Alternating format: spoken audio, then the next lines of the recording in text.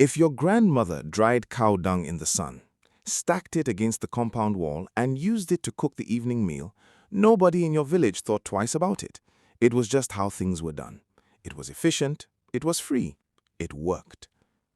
Then, somewhere along the way, the world decided this was something to be ashamed of, a symbol of poverty, a sign of being backward, something modern Africa needed to leave behind on its way to development. Today, we're going to look at where that shame actually came from, who benefited from Africans believing it, and what's happening right now in the present day that proves the shame was never about hygiene or progress at all.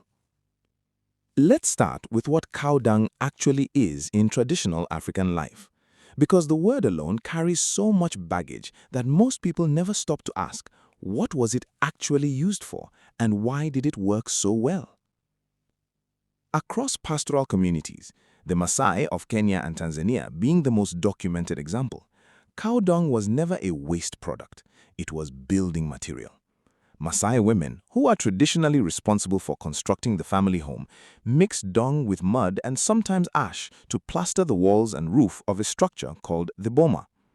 Once dried, that mixture becomes waterproof, insulating, and remarkably durable, keeping interiors cool during the day and warm at night, in a climate with almost no temperature buffer otherwise. Homes built this way have stood for generations with regular maintenance, using nothing but local, free, biodegradable material. No cement, no imported roofing sheets, no carbon footprint. It didn't stop at housing.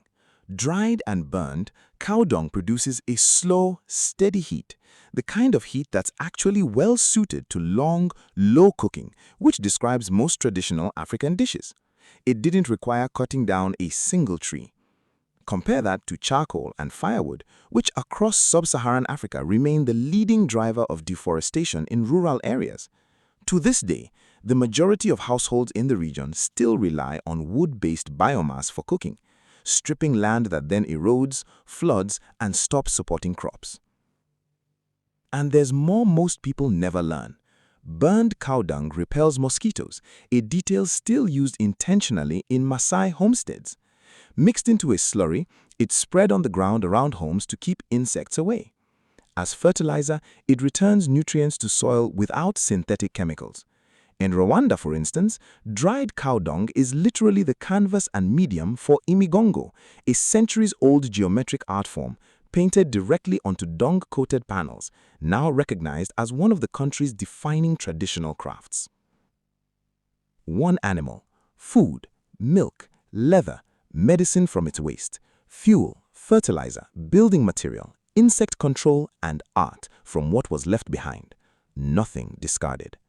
That is not a primitive system. That is one of the most complete, closed-loop resource systems devised anywhere on Earth, and it was standard practice across the continent long before the words sustainability or circular economy existed in any boardroom. So here's the question worth sitting with. If this was so backward, why is the rest of the world now racing to copy it? In the last decade, biogas, which is at its core methane harvested from decomposing dung, has been rebranded as cutting-edge renewable energy. Companies and governments outside Africa have poured money into anaerobic digesters that do exactly what an open dung fire always did, just with a tube and a tank around it. India and China have scaled small household biogas systems into a serious renewable energy sector, with returns on investment researchers now measure in single-digit years. Western-funded and Israeli-developed systems have been installed in South African homesteads, Kenyan farms, and, this is the part that should make you pause, UN-backed biogas units have been shipped into African refugee camps, sold as an innovative solution to treat organic waste and provide clean cooking fuel.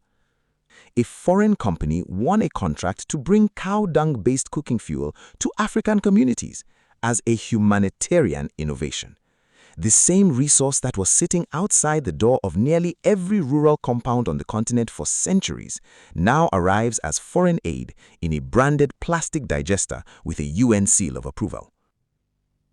Meanwhile, in Nigeria, A joint Nigerian-Thai biogas initiative called Cows to Kilowatts was set up specifically to deal with the slaughterhouse waste flooding into Lagos waterways, a problem that traditional dung management had never allowed to become a crisis in the first place, because nothing was ever wasted to begin with.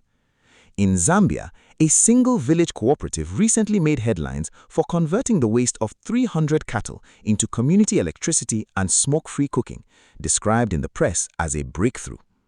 In Kenya, an inventor scaling affordable home biogas units has had to build his own systems from scratch because imported digesters cost more than most rural households will ever have in savings. None of this is a criticism of biogas technology itself. Making the process safer, more efficient, and better contained is genuinely useful. The criticism is about memory, about who gets credit for an idea and who gets the bill for relearning it. A continent that managed this resource intuitively for generations is now being asked to view modern versions of its own knowledge as foreign innovation. While still budgeting for expensive gas cylinders, it could, in many cases, be sourcing for free from its own cattle. This is a pattern that repeats across African history far beyond cow dung. Knowledge systems get dismissed as superstition or poverty while they're practiced by Africans, then re-emerge decades later, repackaged, patented, monetized, once someone outside the continent decides there's profit in it. The shame was never really about the practice. The shame was the first step to making people walk away from something valuable enough that someone else wanted it for themselves. So what would it look like to flip that script? Not nostalgia for the past, but using the same free local resource with modern stoves, better contained digesters, and businesses built and owned on the continent, instead of waiting for the next foreign company to discover what was already known. The ancestors who built this system into every part of daily life were not primitive. They were running circular economies before the term was invented in any university.